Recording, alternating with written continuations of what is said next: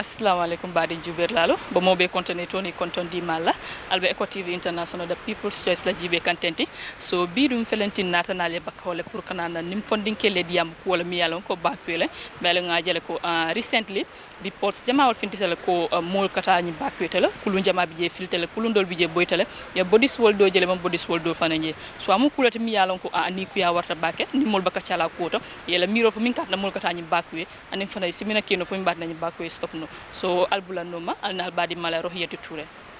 mason kadia ko molla ta bagu e alna sande mo jama ka ma jas de so warra ko me fana tan mi folo e ke duwa ngale assalamu alaikum barake bakayra wa alaikum salam el doron kortanante tanante todima Abdoulaye Diallo Abdoulaye Diallo bi na ko minti jang wolen ko ngajel ko ni watin kono reports wol finditale bakwe mi bakiri akakele but hanibi mi reports min findita yayi tandila ko mo jamal le katani bakwe ndun sama ke funding kelti doro mol ni la musol ni diumbe ko wulle katani bakwe ndo mimba kering wolen ko kulun jamal bije filtele nyame je dol bije capsize tale mol nyama ballo e fanko furawdo yeje be mon doldi man jamal fanaje hanibi e ba nyinindiro ke kan so sa ite sa fono molle tela korasiro to mona fankati na mol katani bakwe be banko be kontona be mol be kontona ñoo hakili solon dal banniaje mol bita kam bagwe because of bankole mantarata kan anyanta tala nyami fondinkel be siring yeji karambunto e bondo ko soto ite lafte ba ma kala kayro kon walle fama e nyabe fulawna maybe hanate futata just bagwe abutada bakinki una spain doron ay natalo pos iko firinta anim fanam fulanja ni mota da bagwe hana manta bagwe na tata Europe ite mum bijang hani ite ba kata kay bukete mutamoti because wala tinna mo jamal ke fan sacrifice amanke do bije amanke fuare yati de do bije amanke fanan bata fananti do bije nyun jutuna ya wole be na society kono wala tinna mol kata bagwe because ni aje nteni ndoma bijang nte faun na on blood ndoma atata bagwe la abe jamani bari biti loto femfende be kuntula suwole kon e ka telefolo kol janni bente kol so yalo ni misal fe nte fana mumo jusumadi mfana be harula le mbafala be dunda bako fom fana edum so nyin juso nyin jutuna ya alfa le fon abolle kono wolle nyin jutuna ya di dindiul tema so wolati na di wording lafta fola ko by force nya sotolo wala nya fa wole nyin bako enati adu nyin te stop nola fo abada man sate stop nola mote stop nola because sainting abe family le kono anin government fana mantara do kula hani feng imam funding kel imi nyati lim funding kel la fon ibuka funding ke makoy jan ni be sorondiro kala fuare de wi ko le soron ni mobe fala loptano do fuare de wole ka faje etel man sakunda do kula anin fankama do kula be hani de wul bukay jara jang Dakar long America Europe so ntel fuarel ntel le ka nyofa ni loptano do ndelle ka ñoo fa bagwela bari itel la diw itel diw hani karambu fawn jube karambu government school foire diw dorone bije itel fawn minister ni diw be diw hani kilinete go foire karambu to ni tada mare ne be lorinje itada sibes be lorinje so foire le ka foire c'est adn nin carte fayo financita foire le ke fam fa carte fayo foire le ka lo ka ñoo banen ka ñoo nen ka ñoo hasidia ka ñoo kajafi media to pour yete gagnendi so ni te gagneta isita nyani africa man sayal be wolenya because ka fuarel nenele nin sita be enkele tafas hani fengi ma hani mole respect ma fuare respect sako hadama di umfam in general ma hadama di umfam respect nte mo fi na en kola ma respect kasi media to wala ka lo media to wala ka lo tele to ike ba mendo e ka kuma fo mu yala man soto pour politique pour e konkilin nafa imantara banko la nafa pour e konkilin nafa man nafa soto so nyi bagwe te stop nola anene te stop la hani momo ko e ko abe fen sole lola jannin tubabu du te ma te stop la mol be o fen sole nyaayla yeta ni dimbale fonki je me bula o dimbale kono yetambi because nyin jutu na yale be nyin society kono family da maun ululal da maun bani deun mulbe tubabu du yo leke moti mulbe afrika ja mulbe gambia ja hani woke na fa fedna meke moti sa hani pareta muso nyini una fa ni manta tubabu du ibuka muso sot ako korea muzozoro nde muso bembule yes alhamdulillah barin kamum foy sainte na society ni lafta muso fauna ni manta tubabu ibuka muso soto kadum fos ni tada muso nyini wulu lalle folo ke nyini ka abe min tole abe mun do kulla saje hani te fa muso sunkuto nyi lafta ila wulu lal dol si ma he ni mu mantara kala dat imbe jani ambe siri jani so wo mus jutu na yalti si wala ne ko si ole jutu na ya wulu nte ni te bumbe nyoka njani nte example nte ni te fututa nte beta na fala munna semester te na fala wala tiloto every day a month ni a calculate nte kamun dila dépense wala everything anim fe mesende un kamun dila anim credit call ni o calculate per month semester to konti la cash down a dite bulo kono wo seme wo musu tijang Gambia ja mu yalon ko ala semester ke ka kodo konti le cash down ala muso kamun dépense a month a di ala cash o man soto bari jutu na yalon because of tamu anin suturole bije o doronno so nyimmo funding ke bebe wole bori kan musu kafuke say wole bije mo kumponi wole be molto koni tata tubabu du maybe e dunta arjanna sadra dun arjanna o be lakira la di amantara dunia kono so nyine mol felindi fontel found the mount si nyo makoy nyanna timbal makoy nya family makoy man sakunda fana e fuarewul makoy so wo dorone si nyin ko solve no bari baku e no stop okay comme ya fa nyam baku stop la no completely bar sang minil yalam fana kila whole family si kay katani silan kam bari nga jele ko nyin silom silati mi yalam ko riski tala ndo dangerous tal dindundol bi mi dia barely 2 years ikay si kay katay kanyin silo wala say be wala fana advice la no minala be mo advice no la because nka mum fo etendoro ham molong so be mo advice no la wala nya ala muta doro ala mu man sabalti so do bije fanan do tata tubabu du ama ho tubabu du because do be siri njang aka mun nafano tubabu du dol fa mul be tubabu du sanji keme mo nafano kedo do be Gambia ja nene mam findi even do be bakaw ja nene mam findi even jan sere kunda ala ya harje mun na jang mun tada fo America fani Putin fo moy Trump fo ñu sita ñokan o mo nafa sotono so harje be ala le bulu mbe mun yamar la funding keol al nya katanya do ko woke nkana yakar mola momo ye yakari alala alon ko ila tilikile umbe ala yale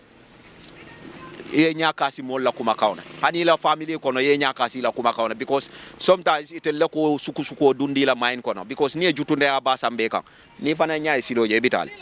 so wole ka wole ni jutune adoro wole be society kono wole ati na wole kan dum mol sondo mo kono ni woti je dal ni mol be ke kilindi atubabu du dala o a Gambia tala o be killing just foreign currency doro wole entala just simple foreign currency bara manke tana so mumbe mul yamar la mul yalon koy kata ni la dimbala aman nafa soto aman jare a try at least yente je mbe jam mbe firo la jang mbe intabulol ta jam 15 good years mbe firo la jam do bije kabrim bastard la nyil be lo ne jam do bije hani menten dinkilin kakumba dim fula salati ju pane kilin ko wala firi jam hani sa manji fof adum nyakumo be moy just be ala le batukan rek ala ko mole do ko ke comme ay mol santane munna comme ay bol bula munna al wili ale ta do ko la al wili ale sta salola salo farla babe mol ka nyami do ko fanam farla mabe mol ka nyole nya amusu ka fuke do ko bu kana fulo di mola barake la hajole jara so salo fanam bu ka modundi arjanna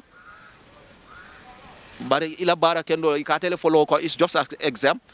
niate pass do rek feumbe pasta so ne do ko fananke at least adoya ta nyaawnya ala be harjela le finti aleta do ko la finti aleta nyinindiro la ani la sisel ne ya soron suto subane bundaile ngoy ka finti le di mbor baybe ki la pour kata da nyini on so hadama di fana nyanta kala wole nyaa lay fanna folo janni be jikila mo do la yalla alala o doronno so business o dunga bitaka nyaadi le alhamdulillah ka dun ta folo be juto la bari Gambia be da min sain dal ku dal momo bu manage alti mbe ba manage kan ako momo manage alti director manager management momo be manage kan bara manke ko business o sign nun to nga menta on kilo 25 $15 bi menta on kilo keme so ite bo wafi no la nyaadi ila badi on ko ila society kon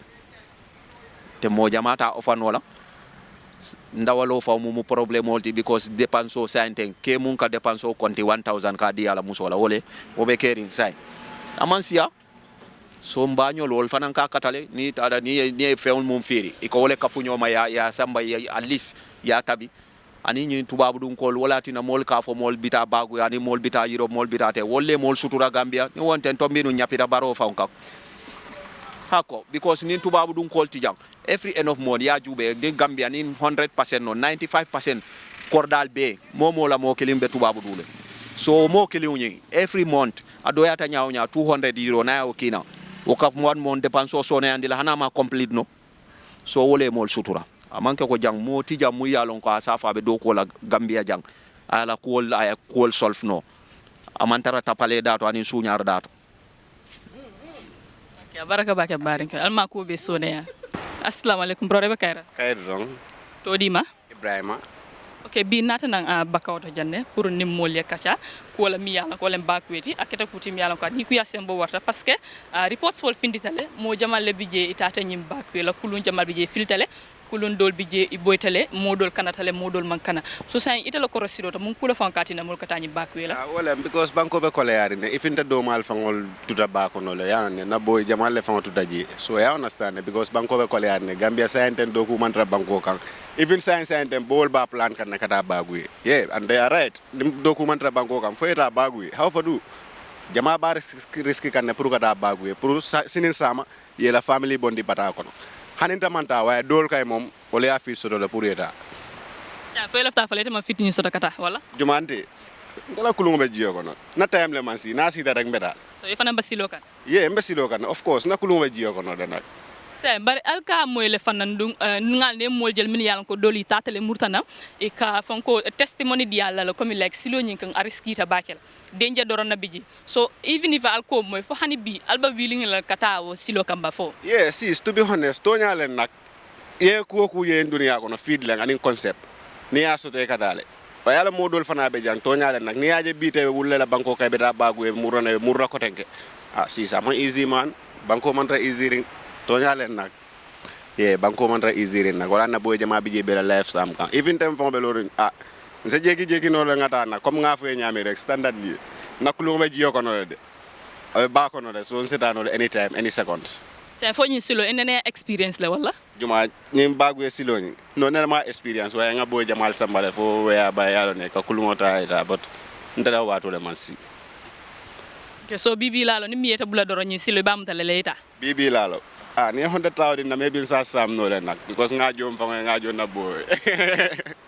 okay so say bari comme like nga fay nyame ro silo musilati mi yalon ko a riskita bakela ndum mol katale ka faji so say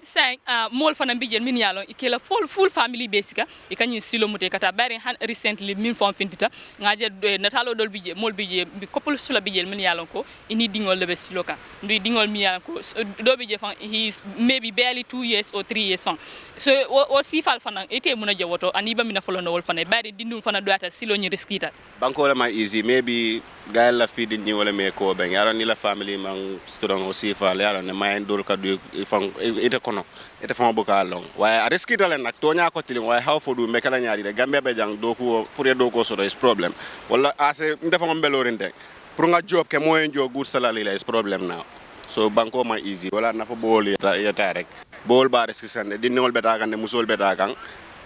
kebal betaka ya understand even them fon belo nyam fulangol bo jamal letata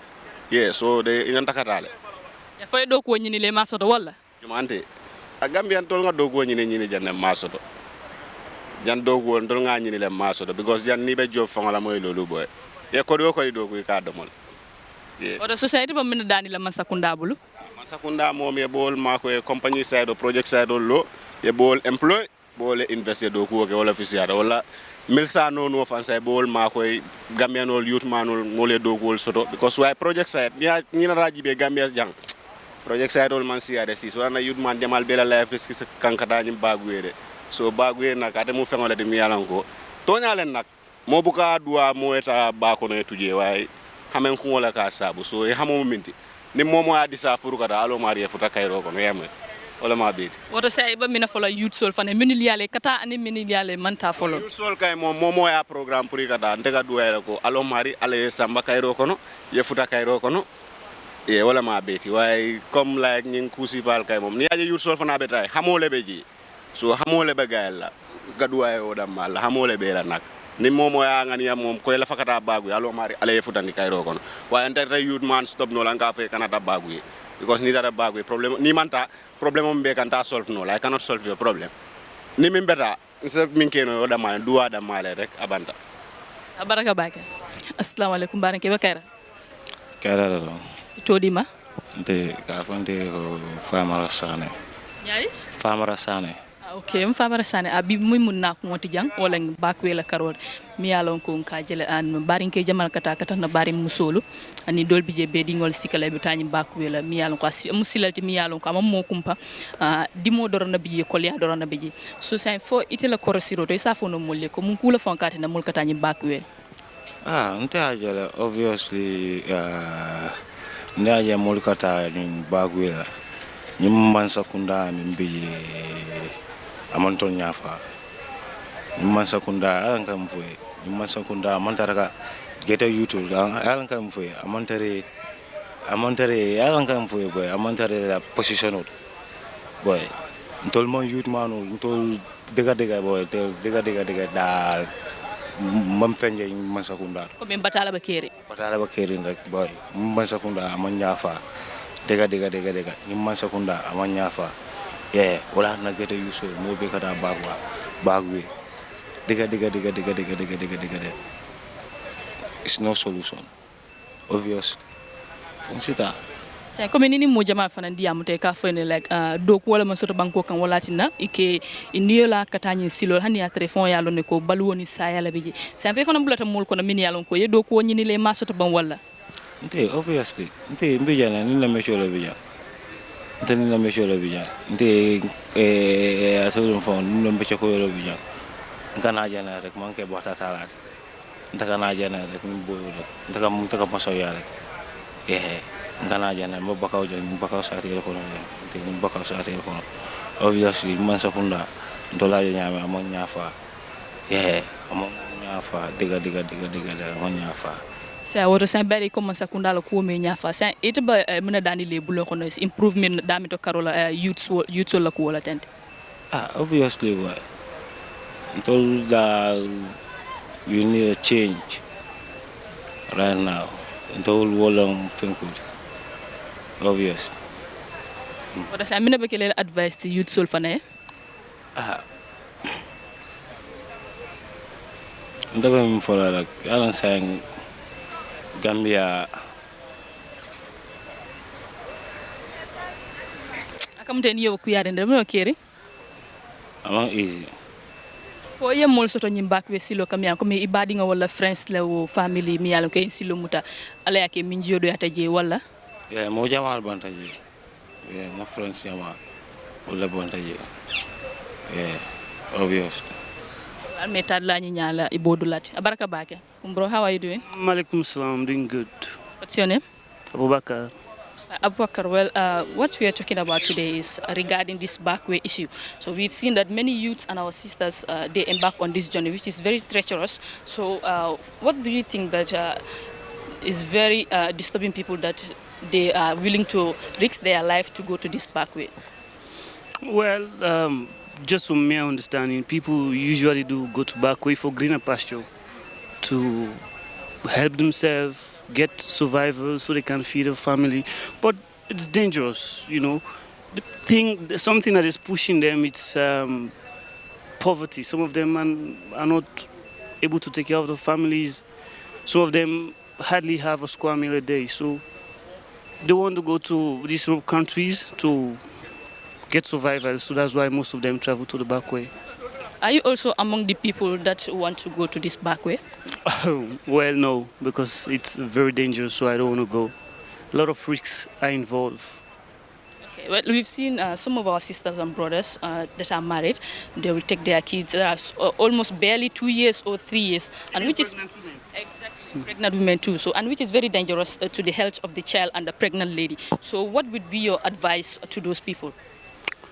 Well, definitely, I have to advise those people. If you have a child and or you have siblings, I prefer you just stay home, do business, instead of you taking the money to go to Bakwe, you never know whether you're going to reach there or not. There are a lot of implications along the way. You know, some of these boats, the people use, these are old boats, the machines they use, sometimes have mechanical failures along the way. But I commend the government for what they are doing. The immigration people, they were very swift in apprehending them and doing the right thing. And what will be your sincere advice to your fellow youths out there? My sincere advice to fellow youths out there, yeah, we know everybody want to get rich, everybody want to live a luxury life, but God time is the best. So our advice, let's continue to work hard. If you're going to school, go to school. If you're in the university, just continue. If you're doing business, just continue. Definitely your hard work and perseverance will pay off. And do you also have any friends or family that has embarked on this journey? Yeah, I have a couple of friends who, by the grace of God, it was successful for them at the time they used the back way. But when talking to them, they told me a lot of risk. Another friend of mine was having some mental issue because there are a lot of things he saw on his way that made him to be mentally disturbed. So I'll advise youths out there just to be patient, continue to work hard, and God will do the rest. Okay, and lastly, what would you ask of the government to help the people of the Gambia? Well, I'll ask the government of the government of the Gambia to help its citizens. You know, the skyrockets of commodities. At least I know it's not easy, but at least to stabilize the price a little bit down, and by that, citizens will. Although yes, citizens are feeling much more convenient. They'll feel much more convenient if the prices of commodities are down, and they'll be able to get what they need and developed in their country rather than them going to the back way, which is risk and them losing their lives. Thank you very much. You're definitely welcome. Assalamu alaikum, brother. How are you? I'm fine, thank you. What's your name? I am Musa. Okay, Musa. Well, our reason of coming here today is to talk to the youths about this backway issue, which is very alarming, and the journey to this backway is very dangerous and risky, which is known to everyone. So, what do you think is very disturbing in this country, or is happening right now that makes people to go to this journey? Okay, thank you. I will start with a slogan that says, when thousands and thousands of people are dying every day, thousands are still going. Meaning the youths, the government should create more job opportunities for the youths. Knowing the risks and then still going. Not even boys only. Day before yesterday I came here and then I found out that they found, I think, 3 dead bodies here, and then a woman was involved, a boy, and then an infant, a baby. So they all know the risks, and then they're still going. So meaning that we cannot stop them. No matter how you advise, no matter how you sensitize, people are still going to go. So I think the government should create more job opportunities for the youths. Yeah. All right, so regarding that, many people, they said that if you talk to many youths, they will say that they have all the qualifications, they've been to school, college, university, they have their correct documents that are with them. But then at the end of the day, if they go to the job market, nepotism is what is working there. So are you also someone that experienced it, or you have friends or family members that has experienced that? Yes, I'm a victim of it. I'm a musician. At the same time, I'm a chef. I'm doing both. But both of them are not currently working as it should, In the Gambia, not only in the Gambia, let me say in Africa at large, you might have your qualifications, apply for a job, they won't hire you. Not because you don't have the qualification. Of course you have the qualification, but because you don't have a cousin or a brother or an auntie who's working there. It's not about what you know, it's who you know. So things are always going to be difficult. Do you think that one also is part of the reasons that make the youths to go to this journey? Oh yes. Let's say opportunity I'm on a fee just 2-3 months ago back to mobilize youth and then go to Spain for job or whatever. But selection be them no know na. You guys select, I was being flabbergasted because each guys select for them for no. I'm not saying they're not fit enough. Of course they are, but contribute. Come on, like a dream for youth to me. Dojel age women nga send them for no. Jela younger ones. They have a greater future. You send them there, and you league. I think it's better for them selection. But I think who you know, more for that, not what you know. It's affecting everybody in the Gambia. Yep. léegi yow ak ñoo xam ne comme Dendije comme li exemple bi nga fi joxe ay jël joxe gis nga suma wolof bi ma la fa seetu na bu baax sorry so comme jigéen boo xam ne moom ak doomam maybe ak jëkkëram tamit xam nga moom maybe mag yi dina tane. But still going. xam nga maybe mag dafa tane tuuti waaye xam nga xale koo xam ne kooku du mën a dimbale boppam infant ay yooyu noonu boobu dafa risqué te health bi sa baaxul noonu ay yooyu so foofu la nga mën a wax nit ñi si loolu. boo xam ne dafa touching nga jël innocent child ba xamul dara si irregular migration bi nga foofu mu dee oo yow nga dee oo papa bi dee I think such fi happen yow yaay bi oo papa bi soo naa dem si journey bi nii because journey bi dafa risqué and you having a baby so faa dem utal ay broda koy bàyyi xale bi am nga ko dingaane yow nga dem yow sa life la waaye life xale bi yaa ko jur waaye moomuloo ko I don't know if you understand yaa jur xale bi waaye life am tamit moomuloo ko I understand so yow sa life you can go but bu xale bi bu ko rex that's the only advice I have for them let them leave the kids out of it ñoom. Yeah. So aside from that si wàllum youth si tamit loo mun a advice youth si tamit. yaa ngi smell de. The advice you give them they're still going. Correct me if I'm wrong. My start with a slogan that says, when thousands and thousands of people are dying every day, CB, thousands are still going. Meaning, no matter how you advise, people are still going. They are still going. So I think the government should yokal hodal. First, daw gen ko do ranga mo gëna daw. Yow lan moy nek sa final message ci government bi? Final message to the government, let them create more job opportunities for the youths. Yeah, because youths are the future leaders. Without youths, country will work as it should. So when a guy invests in youth today, the future will be bright. That's it. Jërëjëf ba. Assalamu alaikum brother, na nga def? Alhamdulillah, maa ngi fay. Tur bu neex bi? Man James Alkali Touré waaye ñu bari Alkali James la ma dee ooyee daal. Touré nga sant. Touré laa sant. Yow kay suma brother nga man tamit Touré laa sant yow kay suma doom baay nga so comme tey lu ñu fi asi mooy dañ bëgg a wax ak youth si wàllum backway gis nañ ne backway dafa nekk yoon boo xam ne yoon bu métti la nit ñi koo fi gis mais bi ñàkk na fa friend wala family ay yooyu noonu te yoon bi la yoon boo xam ne dafa over risky te dangerous dañ ko nekk di ko dégg léegi yow si sa gis-gis lan nga foog ne moo dee tax youth si di jël yoon bii nii. Anyway, thank you very much pour question bi and it's a $100 question boo xam ne it's a question to everybody much more ñu si ñoo xam ne we are hustlers, we have family to take care, and other stuffs, xam nga so dafa mel ni comme seetal fii rek seetal fii how many youths are here this morning, over hundreds of us, because why there is no employment, enough employment anyway, xam nga so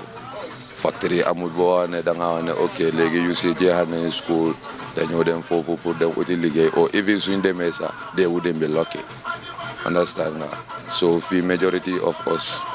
maybe some of us are civil servants, but most of the youth here, ñëpp si géej leen dee dem nappi ji xam nga to feed themselves, help their family at homes, yeah so loolu tamit contribute na si reason because you cannot have 100 problem at home, how can you solve it because Gambia salary du la ko jox, we all know how much we all earn salary, so salary du la ko jox daanaka so the only way su fekkee dëgg business mu ngi am economy mu ngi correct factory ñu ngi am liggéey bi mu ngi baax nobody will even think of going to back way but dañoo gis ne okay at least at the end of the day soo demee liggéey ak nu munti bon end of the month da nga am dara waaye yow léegi da ngaa dem ba jànga expectation bi sa fan la moo nekk ne ok dama am liggéey suma wàccee liggéey léegi boo yu si sa duñ dee xalaat loolu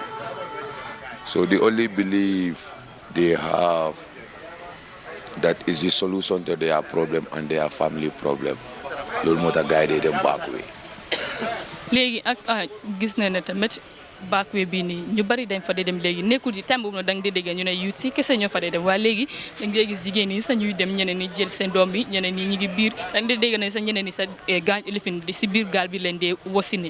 léegi si wàllum boobu noonu ñoo xam ne dañ dee jël seen famille bi yëpp di dem loolu nga mën a advice gars yi comme ni ma la ko waxee rek it's all about hustling and in the hustling field xam nga parce que soo fi nekkee yow nga xam ne ok léegi man wàcc naa school aw ma liggéey te right now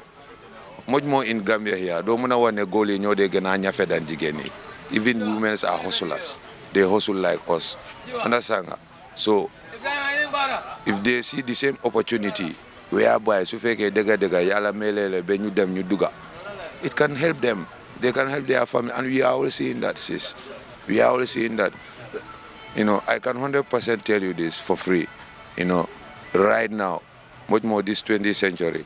you see many compounds right now family bi dunda bi mu ngi yomba mu ngi tane at least somehow it's because of this back way moo la loolu noonu it's because of this back way I will tell you this for free it's because of this back way so jigéen yi tamit ji ngee dem yow sax soo amee chance demal de ñu dem de so dag ma advice pour ma de of course I will not discourage anybody because leena la su fekkee liggéey am na duñ dem back way wala use yi ñaata use ñoo fi nekk da yoon bi dang fa musa dem experience ko wala no I tried once my friends tried other friends pass away on the road much more my own best friend ko xam ne ñoo dee fanaan benn lal dafa gaañu si yoon bi and that day I cry like hell was like a brother from another mother to me why still it's all about struggling pour ñu dem ñafe la daal ñu dem liggéey daal waaw because fii moom mooy loolu daal if government can help us create more job opportunities for us build more factories for us understand nga build I don't know what to say comme skill center yi nañ bari suñ bari at least soo wàccee school soo amutee fooy jàppa mun ngaa dem nga dem train skills at the end of the day soo demee ba mookal maybe you not even think of back way maybe da ngaa gis ne ok léegi am naa skills bi let me go try do this understand nga waaye right now we 100 of us are here plus most of us amuñ benn liggéey lu ñoo def so lan la ñoo def the only way to survive is foog ñu dem nappi ji si géej bi ñu dem struggle te loolu tamit soo demee it's like this tey da ngaa am ëllëg da ngaa ñàkk tey da ngaa am ëllëg da ngaa ñàkk te next suñ géej bi moom kenn du ko wax because boobu moom mooy loolu jaay nañ ko ba pare you cannot know so it's definitely hard sis man moom dëgg I will advise anybody ku gis yoon demal waa léegi even though yoon bi dafa dangerous te yow da nga dee dégg mun naa woon si yow da nga ko experience first hand kenn waxul la ko ba léegi yow di nga advice nit ñi ñu téye yoon bi ñu dem the experience is xam nga in life anybody you see in this life have once experience something in life loo xam ne métti na wala méttut understand nga waaye comme like yoon bu nekk dafa is unsafe even flight is unsafe dégg wala fen tey flight dafa daanu kenn du survive gaal dafa daanu kenn du survive at least gaal sa daf dee tane kenn daf dee survive waaye tey flight su ne bam ki doo gis kenn understand nga so comme pour stop back way bi daal I'm pleading to the government they are the only people who can help us government xoolal bij bi num rofe number 1 ana Gambia Maritime this is their job number 2 du jee sister du jee man suma sañoon sa suma own family I will buy my own ambulance and give it to them, build my own hospital in my own home. It's even better than going to the government hospital. So stress yi soo leen waree jël teglante sister ku fi toog si yow la des de su gisee dañoo dem de. léegi yow lan mooy sa final best message to every youth out there. Every youth out there is ñu fe nekk alhamdulillah we are praying for them more success ak luñ uti ji yal na leen ko yàlla may ñun ñu fi nekk tamit ñu bugg a dem dëgg suñ amutee yoon pour dem flight sister suñ demee backway dañoo dem de. As a Nigerian man say, it's the European who shows us the road first. How did they reach in Africa? They come through the sea. You understand? So if we also want to go, if we have the way and we know the route, we will follow the route. So why the only advice I can give to the youths, moy, ñu telu, ñu try, ñu still we struggle. Understand nga? Why Gambia fi ken du fi am liggéey de because ken du dee teg xelam foofu noonu da ngaa wàcc a liggéey with all your document with all your level and your certificate da ngaa dem liggéey doo am. foofu sax ñu bari dañ dee woon nepotisme moo fa nekk boo xamutee nit foofu noonu doo am. Whom you know in Gambia employment is by whom you know ñun Gambia loolu is common te aada la fii sa oncle mu nekk manager waaw man sax dama am 100% soone waaw mun naa am liggéey su dee cleaner la sax wala gardener sax dama am liggéey. waaye léegi with somebody with all level certificate mu ñëw uti liggéey amut ko what do you expect léegi ana njëriñi jànga bi dafa mel ni jànga bi amul njëriñ parents they waste their resources te yow in turn yow da nga war a ñëw pour dimbale sa family in turn pour nga ñëw dimbale sa parents yi soo amutee liggéey what next te in this local society, if you don't have nothing, if you don't have anything, you are nothing. You never have nothing. So, government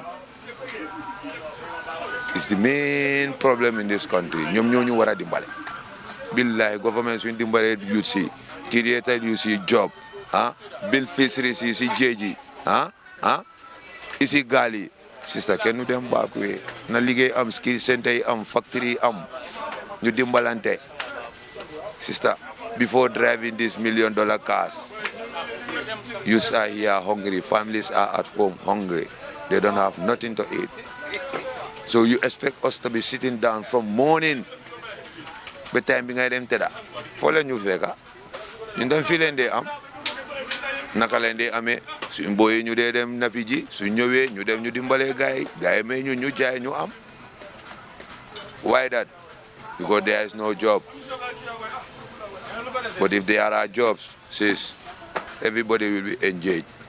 Seriously, yeah. Why so you say main reason bi boy ñu ngi dem backway jigéen ñi ñu ngi dem backway si sa jigéen ñi sax ñu ngi complain